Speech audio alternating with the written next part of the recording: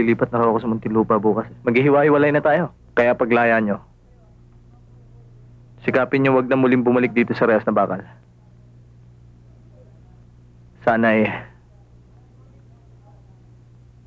wag na tayo magkita-kita pang muli dito sa loob. Pare, tsak na magkikita-kita pa rin tayo sa labas. Kung gano'n ano pang gagawin natin? Kinakailangan para may napanood sa pelikula. Para naghihiwa rito, nagsusumpaan dito. Tumigil ka na. Paano? Yun ang sabi niya